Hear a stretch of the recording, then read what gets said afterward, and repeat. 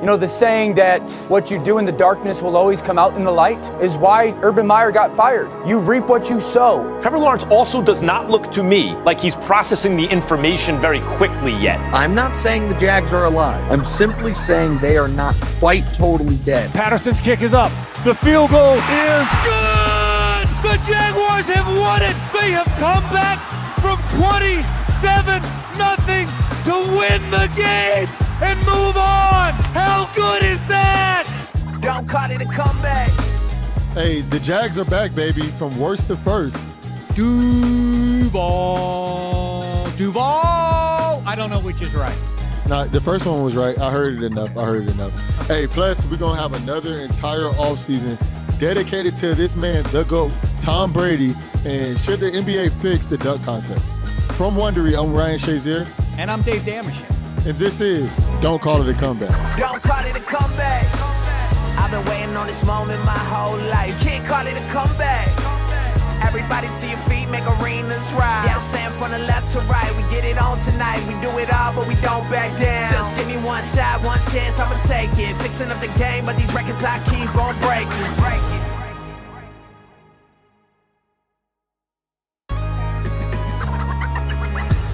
Shek, let's get into this Jags comeback. Not just the Chargers game, but the entire franchise. All right, 5-0. Since joining the league in 95, the Jags have mostly been cellar dwellers. Even when things have actually gone right in the regular season, they've typically collapsed come playoff time. Remember, the Jags were up 10 on the Pats in the fourth quarter of the AFC title game before they got Brady that missed their best shot at the Super Bowl? This Jacksonville team goes through 3 postseason games, never commits a turnover, had a 10-point lead in the fourth quarter. Blake Bortles is the first time they've lost all year without throwing an interception. And the only team they lose to is New England. After being just a few plays away from the Super Bowl, the Jags finished in last place in the AFC South for 4 straight seasons. But after a 1-15 year in 2020, the Jags found the QB to mount a franchise comeback. The Jacksonville Jaguars select Trevor Lawrence, quarterback, Clemson. In 21, they hired Urban Meyer to help develop Lawrence and create a winning culture. But that's not how it went down. He thought he could do what he wanted with James Robinson, a great running back. He thought he could do whatever he wanted at any time. And in the end, ultimately, Shad Khan said, no, you can't. Don't know if you heard, but Meyer was released after starting the year 2-11. He lost the trust of the team, and he was caught on camera getting too close with a young lady who wasn't his wife. Shazier, you've had some good experiences with Coach Meyer in college. Why wasn't he a good fit in the NFL? You know, Coach Meyer's a great coach, and I don't like how people have been talking bad about him lately. But one thing that he does do is a good job of managing young men, college-age men. But, you can't manage them the same way when they're in the NFL. All right. Well, either way, with Herb out, the team was in a tailspin. And even the supposed savior, Trevor Lawrence, looked like he might be another Jags bust. And by the end of his first season, you are not able to evaluate him. That's how bad it was in Jacksonville with Urban Meyer and beyond. What a total, complete failure. Owner Shad Khan was tired of the losing and wanted to turn things around, so he hired former Super Bowl winning coach Doug Peterson and spent big in free agency, but most of the media wasn't buying a Jags turnaround this year. This season, the Jags started out 2-6. The fans more or less resigned themselves to another disappointing season in Duval. They needed everything to go right to have a shot at the playoffs, and guess what? They did. The Jags got hot, mounting comebacks against the Raiders and the Ravens and the Cowboys. Picked up by Maurice Jenkins. He's running it back along the right sideline. That is going to be a touchdown. That is going to be a touchdown. The Jags are going to win it on a Maurice Jenkins pick six. Are you kidding me? How good is that? With the Titans dropping 6 games in a row, the stakes were set for a win-and-get-in showdown between the AFC South rivals and Jacksonville in the final game of the year. And they've done it. Jaguars have won the AFC South. And they'll go into the postseason having won 5 straight. And just like that, the Jags were division champions for the second time in over 20 years. And to the victors go the spoils, specifically a home playoff game against the Chargers. There, Trevor Lawrence threw 4 first-half interceptions, putting the Jags in a 27-0 hole. So good season, something to build on. We'll see you next September, right, Shazier? Did you have any faith that the Jags could turn it around in the second half of 22? I'm not going to lie. I literally just started having the game in the background as background noise. So I did not think they was going to turn this one around.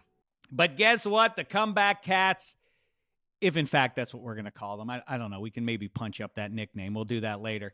They stormed all the way back, and as time expired, they kicked the game-winning field goal and completed the third biggest comeback in playoff history. This one goes down as one of the greatest, greatest victories I've ever had. 1, 2, 3. All right, for more on this Jags mighty comeback last weekend and the remarkable franchise turnaround from worst to first this year, we've got a Jacksonville legend with us, one half of the Rams' great radio team, and the self-proclaimed owner of the stadiums in both Indy and Pittsburgh for all of his big-time performances in those joints. It's our old pal, Maurice Jones-Drew. What's the poop, fella? Hey, Shek. Listen, Ryan, don't worry about me owning Heinz Field. You weren't playing around those times. But I did, allow the Jags to come back later in 2017 to kind of visit, my second home up north. So it's good to see you, Shek. My goodness, it's been so long, man. What a pleasure, Maurice. So the thing is, I when we have guests join the show, I just allow them to talk, allow them to say what they want to say, and then I have to clear these things up. So unfortunately, there's a player on that team in 2017 that got hurt, and if that player didn't get hurt, you guys would not have made it as far as you guys made it. So that is my home, and you guys got lucky in the playoffs, but it's cool, But we're gonna talk about this comeback at halftime. So, and one thing I want to say is, let's talk about this comeback at halftime. It's halftime. The Chargers are up 27-7. The most Charger thing to do is allow the Jags back in the game in the second half, and they went on a last-second field goal. So you call this comeback victory at halftime, man. This is which is crazy to me. How did you know that the Jags were going to be able to turn things around in the second half, especially by a field goal? Okay, well, Ryan, Shek, I'm going to be completely honest with you guys. It was a couple weeks before that. I was in Buffalo doing a Saturday game, and it started snowing. It was like 20 degrees, and I left there. I went to Green Bay. It was -4. Left there, went to Pittsburgh, and that's when that Arctic blast hit, and it was like -27.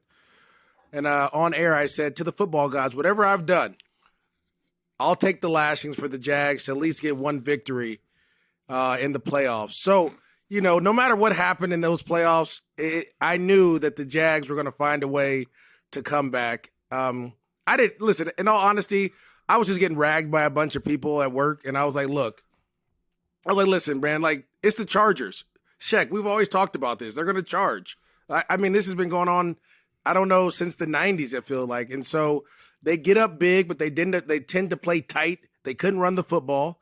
And so I knew Trevor Lawrence couldn't play as bad as he could in the second half as he did in the first half. So they had a chance. And really, it was the first score going into half that kind of gave them that opportunity.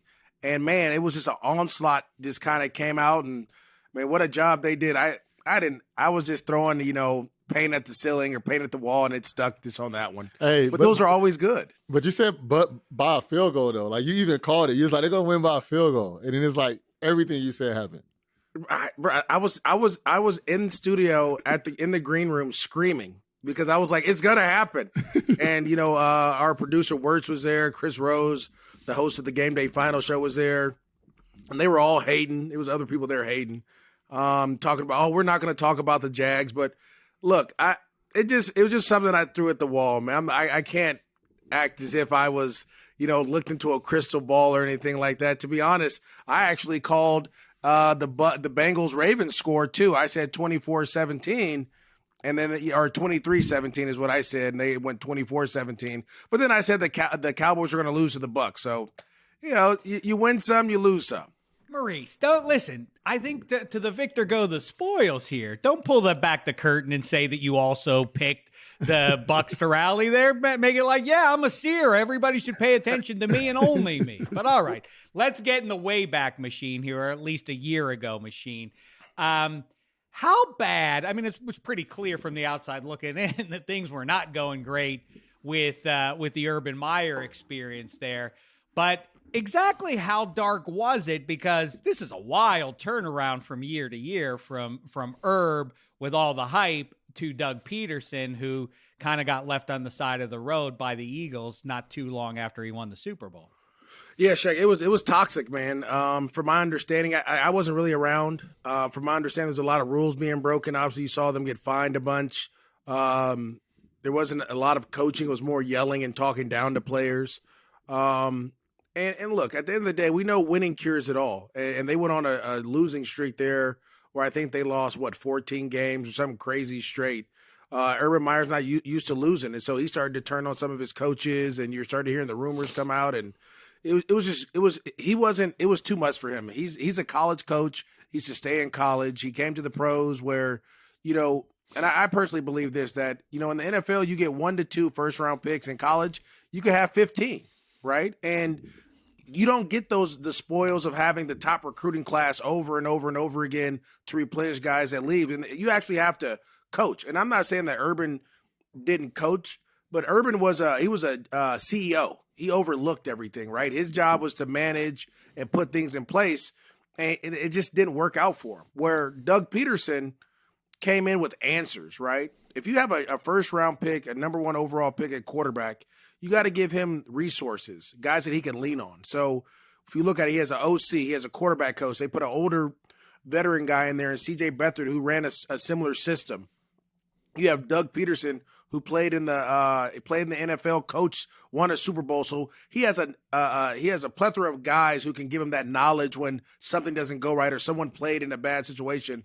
And they've done an awesome job with them. Then on top of that, Doug Peterson is a play caller.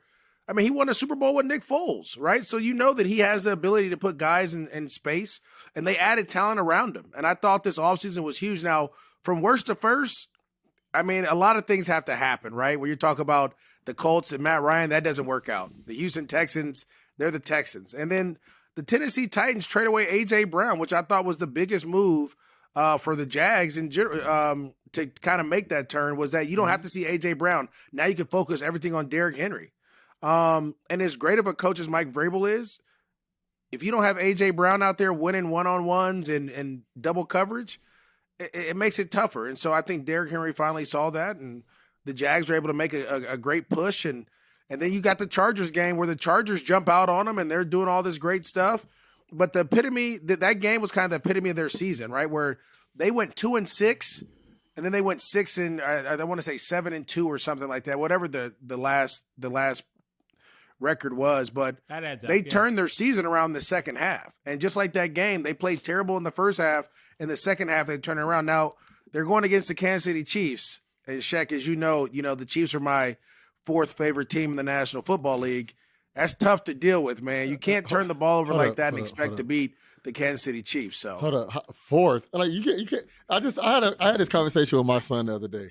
You can't have 4 favorite things. You can't have 4 favorite teams. So listen, this is part of it. You were blessed and fortunate enough to play with one franchise, right? So number 1 is always going to be the team that paid me the most. That's the Jacksonville Jaguars. Yeah. Always. Okay. Right?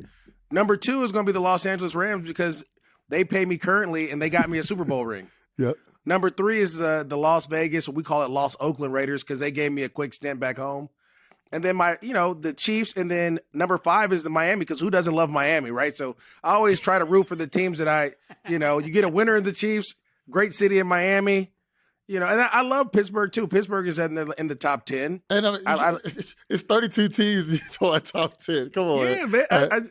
Shek, you know how this goes. No, right? I don't know how this goes. And the difference between Shazier's child and you is that you're a grown man.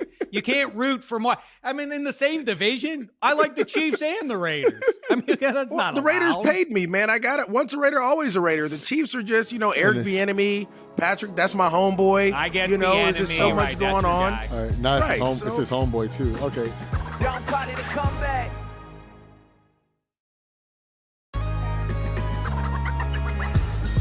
Hey, besides Doug Peterson, who turned this franchise around relatively quickly, when the Jags were 2-6, like, what was the mood of the locker room? Do you feel like this team was close to panicking? I think that was the difference, right? Well, before, with other coaches, kind of in the past, they would probably panic or shut it down. Doug Peterson, they just made some crucial corrections, right? They simplified the offensive playbook. They run the same passing concept, just out of different formations. If you watch that Chargers game, you're going to see 2 or 3 different guys catch the same route over and over and over again, right? So they simplified it for their young quarterback. They simplified it for their offensive line. And they were allowed them to play faster. Defensively, they moved some guys around a little bit. And they just made some slight adjustments. And kudos to that locker room for staying together and finding a way to kind of pull some wins out late in the year. I mean, you beat the Baltimore Ravens at home. You beat the Las Vegas Raiders at home. You found some ways to win some tough games that put you in a situation where you can run. And then they ran off like 6 straight at this point. So they've done a great job of finding a way to believe. And I think Doug Peterson, he keeps it light, he keeps it fun, and yet they're still business-like, right? And so it's really, that's on coaching. I mean, again, I can say the same thing about the Pittsburgh Steelers. Najee Harris is a good friend of mine. And when I went up to Pittsburgh in that Arctic blast or whatever they called it, I asked him the same question. I said, how did you guys keep it together? You guys were 2-7 or whatever it was. Like, it was easy to fall apart. And he said, he's like Mike T, all he told, he said, look, one game at a time. We'll fix it. One game at a time. I mean, you go on a run. You beat Baltimore. You beat Cleveland. You beat all these teams down the stretch that you have to beat. You beat the Vegas Raiders. You beat all these teams in must-win games, like Shek likes to call them, and you find a way. And so I think there's different ways. It's different. There's a million ways to skin a cat. But the biggest thing is just keeping the belief in the locker room up and guys excited to go out there and play. And that's what the Jags have been able to do down the stretch.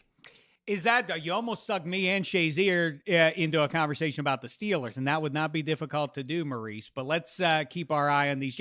Actually, let's go 30,000-foot view about what's worked in the NFL this year. You touched on it.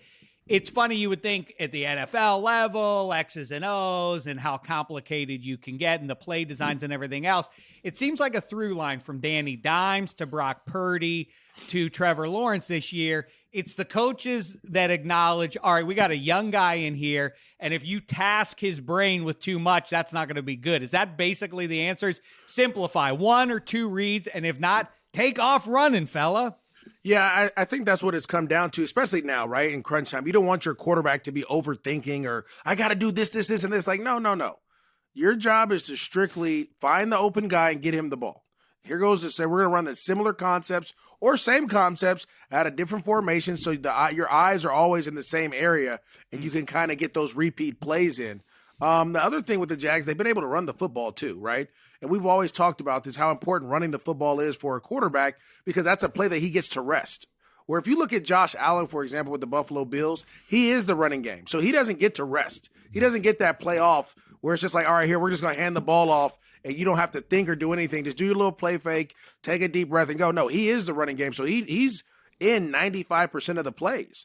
Where the Jags have been able to run the ball consistently and efficiently, and they've had a guy that's been able to break some big runs down the stretch in Travis Etienne, which has allowed Trevor Lawrence to kind of take those breaks when need be, right? Where it's not always on his shoulders. And so I think more than anything, if you look at the Niners, even if you look at Jalen Hurts and the Eagles, they run the same concepts. They run the ball a ton. He's part of the running game, but they try to hand it off to Miles Sanders and other guys as many times as they can. Everyone's trying to find a way to be physical and eliminate your quarterback's exposure to defenses, right? Because defenses are switching up their coverage. It's not always man-to-man or cover 2. You'll see some cover 6. You'll see cover 4. You'll see bracket. Guys will start doing the zero blitzes we saw Miami do that got after Josh Allen, right? So you want to eliminate that exposure, your quarterback getting hit, and that potential of him turning the ball over in the game. Hey, Maurice, so this one's going to hurt a little bit, but the Jags have been a punching bag for the league for the last 27 years. For the last 27 years. So how do you feel this fan base have gotten behind this turnaround that a franchise is starting to make right now? Well, there's a couple years we were winning. Like I said, I think you might have been in high school. Shek knows this. I used to watch. I'm from Florida. I used to watch. Yeah, we went up to Pittsburgh twice, to handed some a little bit, but that's neither here nor there. I think what you say, you got to, have you ever seen Shawshank Redemption? Yeah. You got to crawl through 500 feet of, stuff to come out clean on the other side. And that's what the Jags have been going through. Early when the Jags first got there, they were going to the playoffs every year with Tom Coughlin. I mean, I feel like they went like 5 or 6 years straight, AFC championship games, divisional rounds. They were rolling. You made a change because he couldn't get over the hump and get you to the Super Bowl. And then it kind of started going left a little bit. There's a couple years they went to the playoffs, but there wasn't consistency. I think with Doug Peterson, you're going to get that consistency. I think with Trent Baalke, he's done a great job of adding the right talent. You have Calvin Ridley coming back next year. And so the fan base, when you go through those hard times, when you start to see a winner, you start to see a young team believe, they show up. And to have 70,000 strong, and I don't know how, I think that's one of the bigger NFL stadiums too, is in Jacksonville. It is. To have 70,000 strong there at pregame, back-to-back weeks where the AFC title game against the Titans and against the Chargers, and then people are loving it. I mean, listen, my two boys are Jag fans to the fullest.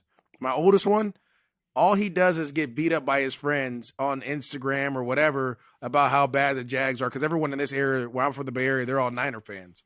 So he's finally getting his get back, right? And so you take your lumps, you take your punches. You're right. We were the punching bag for a while, but guess what? Now it's time for us to start throwing them haymakers. And I think people are gonna start ducking because they're coming with a little bit more oomph. You know what I mean? And so it's exciting. And look, win, lose, or draw with the Jags, they're an exciting team to watch now. Before it used to be 4 yards, 2 yards in a cloud of dust. It was boring. You're seeing the high flying, the deep throws.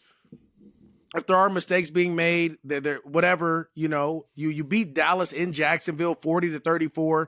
Those are the exciting games that you want to see if you want to kind of keep your fan base going.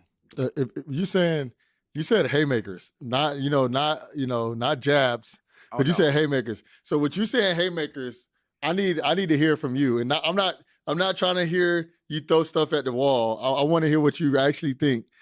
How you think the rest of these playoffs are going to go? Listen, okay, so I think Cincinnati is going to roll the Bills. I'll tell you that. I thought before DeMar Hamlin got injured, it was starting to look that way on Monday night, and I think Cincinnati feels slighted because they lost that coin toss. I agree, Maurice. Yeah, I think Philly. I think Philly rolls the Giants. That's a beautiful Cinderella story. Brian Dable did a great job, but they just have that roster is the best roster in the National Football League. So I think Philly wins. Better than the Niners. Better than the Niners. Oh yeah, they. I mean, look, AJ Brown alone is tough. That's just tough to deal with. He beat the Niners last year in Tennessee by himself with Ryan Tannehill. So that's going to be a different. I think the Niners roll the Cowboys. I know everyone's all excited about them beating on Tom Brady and them old dudes down there in Tampa. I think the Niners roll. Now, this is the thing with Kansas City and the Jags, and I'll say this. That is the game where they lost. I think they lost to them by like a touchdown, maybe 10. I forget exactly what it was, but that's the game that turned this whole thing around. Because they had a lot of missed opportunities in that game because Doug Peterson was so aggressive that they missed some field goals that they could have took. They had to take the momentum. I want to say it was some big hits in there. Like the Jags kind of set the tempo a little bit. If I'm being honest, I think the Chiefs win. I think it's going to be closer than what people think. But if they do allow the Jags to hang around, anything can happen. So that's just kind of my take on it. Well, it's funny, Maurice, I'm a big proponent of the curse of supposed to. No one's supposed to win more than Mahomes and the Chiefs in Arrowhead against your Jags. And I'll tell you, you talk about, if there's a sort of a through line with the Jags, there was Maurice Jones-Drew and Fred Taylor and Natrone Means and ATN and all the rest of it. But it is those bangers on defense. There's some bad dudes that run through the 30 years or whatever it's been with these Jaguars. What piece? Was there a piece on defense? Was it through the draft? It's easy to boil it down to move Urban Meyer out, bring in Doug Peterson, and that's the reason for the turnaround. But are there individual pieces out on the field there that you point to as like that's the reason that the Jags were able to turn it around? Well, I think you added Trayvon Walker, first overall pick. And there's some discussion. You could have got Aiden Hutchinson and this and that, but he fits what you want to do, right? He's a champion. He has that mindset.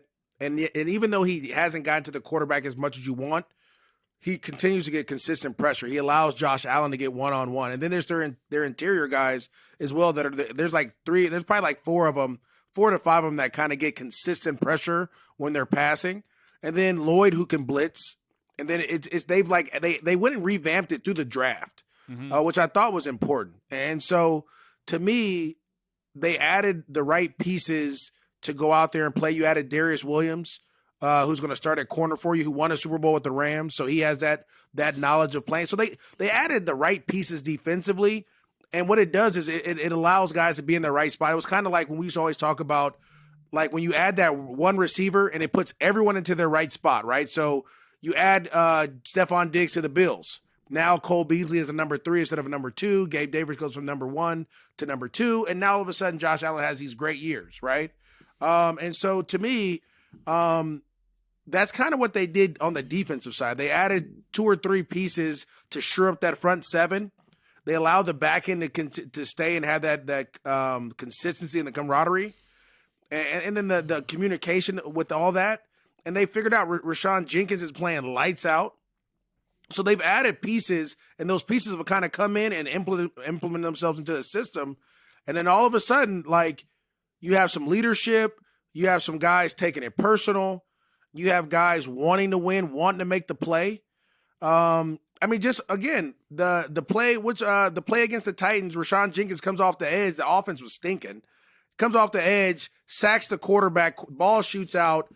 Josh Allen picks it up and runs it in for a touchdown. Like, they found ways to make plays, and that's what a fumble. But hey, listen, I'm not gonna lie, I didn't think it was a fumble either. But the refs they did their part. They get paid too. So my dog scooped it up. But that's what it's all about. Like, I always tell people, you need a little bit of luck to win in this league, especially 100%. To try to go to the end of the playoffs. It's something that has to bounce your way here or there. And for the Jags, the last couple of weeks, things have been bouncing their way. Hey, I want to ask you something. I know this is so in Florida, pretty much anything over Orlando is like not Florida. It's like no Georgia. Question. It's like Georgia. South Georgia. It's like South Georgia. So this is a very Atlanta thing to do, is to go to Waffle House, right? So Trevor Lawrence went to Waffle House to unwind after his first win in the playoffs. Is that like a Jacksonville thing? Okay, so listen. Trevor Lawrence, a lot of people know in Jacksonville, there's not a lot open after 10 p.m. Yeah, you know what I'm saying? Yeah. The other establishments, those are for adults only. So I think for, if anything, if you're looking at it and you're seeing it, Waffle House was the only place to go. Maybe Denny's, but I think they closed it. Other than that, it's like fast food joints. There's nothing else you can do. So unless you call a bar and tell them to stay open, then you're going to pay for it. So, he decided, hey, I'm going to go be one of the people, right? I'm going to be one of the people. I mean, I guess Waffle House is kind of like, what's the sandwich place in Pittsburgh that everyone goes to, Shek? No, it's not the same. Yeah. It's not the same. It's kind of like the same thing, man. Up there it is. Oh, yeah, maybe. Yeah, you're right. Just don't get that syrup in your hair, Trevor Lawrence. That could ruin your whole thing. I ain't gonna lie. Waffle House is fire, though. I ain't gonna lie. It's greasy, not though. As good as from Primanti's, though. Come on, Shazier. But that's greasy too. They're both greasy food places. I'm not gonna lie. I'm in Pittsburgh, and this is a Pittsburgh take that they're not gonna like. Waffle House is better than Primanti Brothers. That's sorry. outrageous, and I may end the show early today. I don't love any of that. And have you had Waffle House, Shek? I've had Waffle House. I know. Are you sure? He didn't get. But you got it. But no. What did the cook look like when you went? That's all that matters. What did the cook look like? What should he look like? Special. It's not. It's supposed to be a she. Okay. That was my first problem. Like? See, there you go. That's the problem. I don't recall. There you go. Hey, Maurice. Yeah, listen, great times in Jacksonville. You got your guy, I think you and I agree on this, and a lot of people who are paying attention would agree with. It's not just having the real deal as your main man at the most important position. It's having him on his rookie deal. And now they have all sorts of speed on that front 7. The future, the present is bright. The future is bright. The next 3 years are bright. But while we have you, you mentioned one half with our guy, JB Long, doing a great job on the radio for the defending champion Rams there. What do you make of Sean McVay coming back in 2023? And does this herald the return of Aaron Donald as well? Ecstatic, Shek. I was nervous. I'm not going to lie. I thought this he was a rough year. This was a rough year. This was rough. I don't want to say they lost a lineman the first 6 weeks. An offensive lineman went down. the first 12 weeks, it took 12 weeks until you had the same offensive line. So they played with 4 left tackles, 3 left guards, 2 centers, 2 right guards. The right tackle's the only one that played the whole season. You lost Cooper Kupp. Yeah, you lost Cooper Kupp. You lost Matthew Stafford. Cam Akers had a situation. It was a lot of it was just a lot going on. And I get it for Sean. He had a lot personally that was going on as well. But it's exciting to have him back. And I think they feel like, look, we were a couple games out of making a wild card spot with that roster. Imagine what we could do if we had all our guys to kind of come back and get in this thing. Now, they are going to have to revamp the O-line a little bit more. Those guys struggled when they were in there.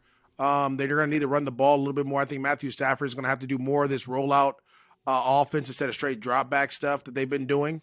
But I'm excited. I think Aaron Donald comes back. You know, Jalen Ramsey played really well. I think PFF had him as a top cornerback. So they have pieces there. I'm at the end of the day, it's, you know, I think they're a year away from, I think last year they were a year away from being a year away again. So I think this is the year they run it back one more time for everybody to see. I think, me personally, I know you guys want draft capital. So I think, you know, if you trade Aaron to Pittsburgh for a second round, you know, I think that would be a perfect. I think that would be a perfect pick. Listen, they will never trade Aaron Donald. No, I know that. I know that. You know what's crazy? Because normally, like, you would think like, oh, they would never trade Peyton Manning ever. Like, and then they trade, and then they let him go, and he goes to Denver, and he like no. When I tell you, there are people in this building are like, Aaron, he will be here forever. If he wants to keep playing, we'll keep. I mean, and granted, he got a nice. Works it. Yeah, he works it. Too. Oh, he even when he was out there and guys were beat up, he was playing the run unbelievable. Like normally, like again, we all know this. And granted, I'll say Pittsburgh's different because, and Ryan, your locker room's a little bit different because you guys are held to a certain standard, and you know, it's because I remember going in there as a rookie, on my rookie draft, like the little thing, you know, the pre-draft visits. And I remember going in there and seeing like Joey Porter and Ike Taylor, all these guys in there lifting, and you know, they're all like, it's not like that everywhere else, right? Where guys play hard all the time. Like guys will shut it. We've seen it, Shek. Guys will shut it down on you. Well, that same mindset that Pittsburgh had, they have that in LA too. And so when Aaron got hurt this year, it was like, look, that may be for the best, because if he would have kept playing, he could have gotten more injured, right? So we're going to shut him down as we did everyone else, and we'll run it back. So, and then plus you guys got my dog Larry Ogunjobi. You guys got Cam Hayward. Y'all don't need nobody else. You got too much going on over there. Hey. Offense is getting better.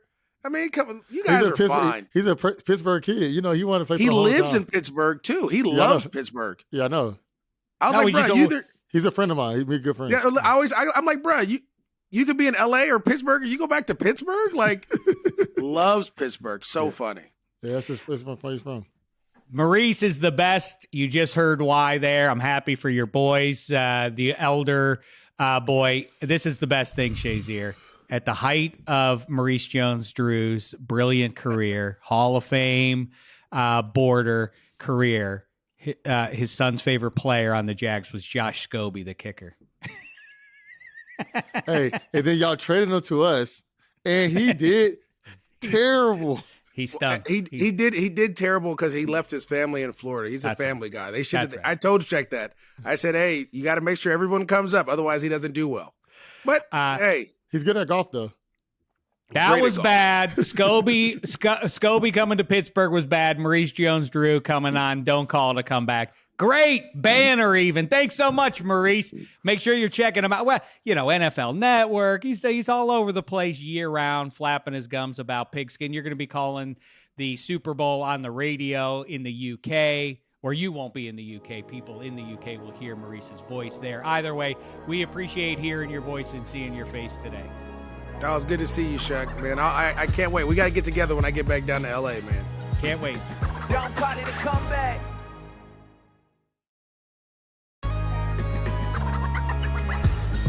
Okay, 5-0, it's time for some other comeback stories in the news we need to give a look to this week. This is the Check Down.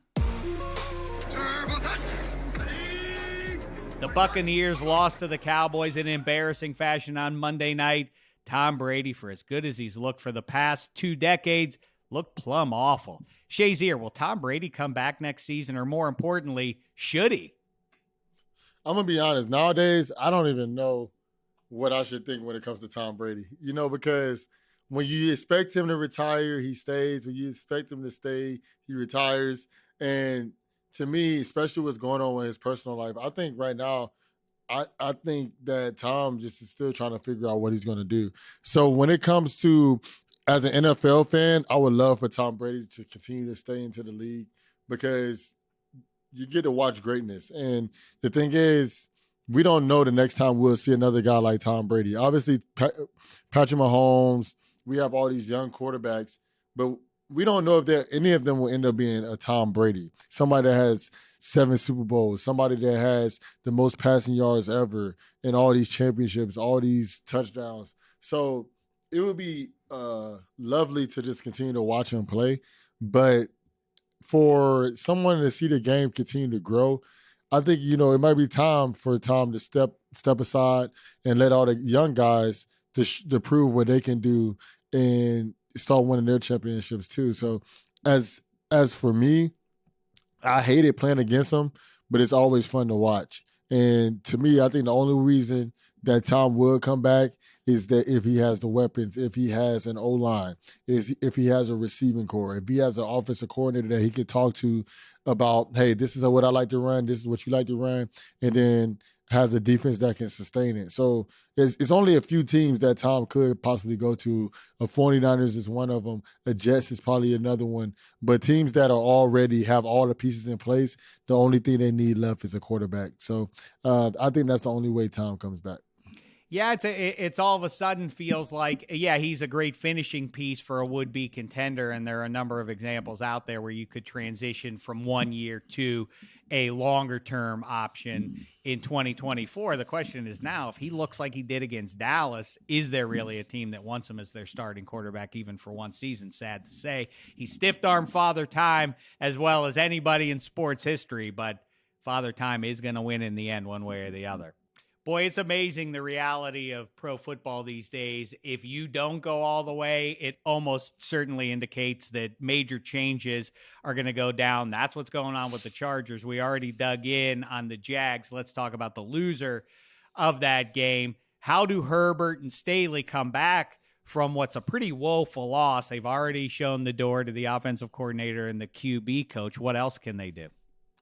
Yeah, with the Chargers, man, their offense just played a terrible game in the second half. They were very, very conservative. The coach was, he's one of the most aggressive coaches in the NFL. And one thing that he decided to do in the second half of this game was it seemed like he was coaching scared, coaching conservative, and he was more worried about his job. And you can kind of see that with the play calling. But I think it's a good idea that they decided to switch on the OC and the quarterbacks coach, because Justin Herbert is one of those quarterbacks that people say is a generational talent, that people say that is a possible top 5 quarterback, that most guys would draft right now, if they were to redo their draft, top 3, And to me, I think if you really want that quarterback to be that type of guy, you need to have the pieces around them, and I don't feel that they have the pieces around him when it comes to the coaching. The play calling is very predictable, is very consistent, and after a while, defenses catch up on that type of stuff. And I understand they jumped out with a 27-point lead, but at the end of the day, for them to be what they need to be, they need the coaching around Justin Herbert. Completely get everything you just said about the Chargers offense, but that's Staley's defense out there, and he had Mack and Bosa and James and Kenneth Murray healthy out there. That was a stinker of a 30-minute stretch there with the season hanging in the balance in Duval. Meantime, just as you predicted last week, and I predicted it too, the Vikings ran out of comeback luck in the wild card round against the Giants. Shazier, with the Giants earning unlikely playoff wins and the Jets surrounded with surprisingly good vibes, is winning football making a comeback in the Big Apple? It might be. It might be.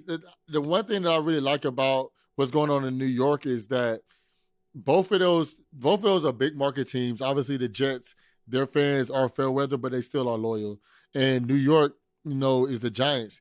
I think that football is always good when you have a team like the big teams in the NFC East have doing well in football. And I really like to see it. And I like what's going on in New York. They have two coaches. One is more offensive based, one is more defensive based, and you see what's going on there. So I think the Jets, all they need to do is make sure that their quarterback situation is taken care of, because they have two phenomenal young offensive talents with Breece Hall, Garrett Wilson. Then they still have Elijah Moore. They still have Corey Davis. But on the other side of the ball with the Jets, their defense is phenomenal. So when it comes to the Giants, on the offensive side of the ball, everybody was questioning Daniel Jones. Daniel Jones put up 300, a few touchdowns, and a rushing touchdown. So he proved that he could be the guy. And I think their offense, as long as it can stay moving in a consistent level, if their defense can keep up with it, I think it's going to be really exciting in New York for the next few years. What's interesting about the Jets, and of all teams, it's the New York Jets. When big-name QBs come available via trade or free agency, a lot of teams jump in and chase that person. I think the Jets are in a position of luxury. There could be some big brand-name guys, Brady, Rodgers, Derek Carr, all competing or trying to get in the door to meet with Saleh and beyond and see if they can get that starting gig at some point when free agency gets rolling here. That's a juicy spot to drop yourself into at the most important position. To me, I think Derek Carr will probably be the best fit there. Derek Carr, or I know a lot of people might not be a big fan of him, or a guy like Jimmy G, because Jimmy G is a winner. He might not be out there shredding the ball over the field, but he understands how to win. He's a game manager, and all he has to do is put his team in position to make sure they don't lose. His defense always put him in his positions to win. If he can just give Garrett Wilson the ball in the right times, hand it off to Breece Hall, or Derek Carr, I think that the Jets can turn into a serious contender with one of those two quarterbacks. I don't disagree. Watch Aaron Rodgers. He could follow exactly in the footsteps of his predecessor and put on that green jersey for New York after he takes off the green one from Green Bay. The Last of Us is making a comeback, but not as a video game. Now it's a TV show. Shazier, what's the next video game you want to see adapted into a show or a movie? That's a good one. That's a good one. I would love to see Grand Theft Auto adapted into a movie, but that game is so wild. I don't think they can make a movie out of it. What is another game? A game that I think will be a good movie, and PlayStation does a really good job of this, is probably God of War. I think that it just has great storytelling. It's a great gameplay, and it just talks about how the character, his family passed away, got killed off, and then now he went to go fight the God of War. So I think that'll be a great movie. It'll be more of a fictional movie. I think that'll be a great movie. And then what about Dig Dug? Remember that? Like the little guy pumps up the bad guys and they explode under subterranean style, maybe or Joust, like the heroes, they get on the back of what were those things? Ostriches. You remember those games? No? You don't remember that? No, I'm going to be honest. I don't know what you're talking about right now. Okay. Sega NHL 94. I guess that's already been turned into a documentary that unfolds before our eyes during the NHL regular season. All right, we'll figure it out, Shazier. Mag McClung is set to become the first G Leaguer to participate in the dunk contest this season. Shazier, how does the NBA return the dunk contest to its former glory? The thing is, the dunk contest is always exciting when there's people that you know. So one thing that's been going on a lot is that there's a lot of guys that people don't know that's been dunking in the dunk contest, or it's like rising stars. And, that's exciting. But if you see LeBron, obviously LeBron's older now, but if you see a LeBron or a Zion Williamson or a Jason Tatum, and Jason Tatum doesn't really have I don't know if he really have the dunks in his repertoire. He will dunk on you, but he's not really like a flashy dunker. If you start to get those guys, like the guys that everybody love to see in the dunk contest, I think that can bring it a little bit back to the glory. But you have to make it exciting. It's a lot of dunks that are really basic dunks that people are seeing. And we've seen so many fantastic dunks through our lifetime, and now it's all on repeat. So it's kind of hard to prove that you're the best dunker in the world when you do the dunk that somebody just did 2 years ago, so. That's true, but I think what you said at the very top there is the thing that's most accurate. It used to be Michael Jordan versus Dominique Wilkins. Now it's guys who dunk good. I mean, a lot of guys just take the night off rather than competing. If you could get the best players in the game back involved in it, that would be a real boon for All-Star Weekend at the NBA. Either way, that's it for this episode of Don't Call It a Comeback. And by the way, again, you may have noticed a giant billboard in Times Square promoting the show a couple weeks back. We keep asking you to see it. If you do notice that billboard is up there making a comeback once again, take a snapshot of it and tweet it over to me and Shazier, and we'll be sure to shout you out on the show at our earliest convenience. And then also, make sure to follow, rate, and review the show on wherever you listen to the podcast, and check us out on YouTube on the Wondery channel. And make sure to hit the subscribe button so you don't miss an episode. See you all next week. Don't call it a comeback. I've been waiting on this moment my whole life. Can't call it a comeback. Everybody to your feet, make arenas rise. Yeah, I'm saying from the left to right, we get it on tonight. We do it all, but we don't back down. Just give me one shot, one chance, I'ma take it. Fixing up the game, but these records I keep on breaking.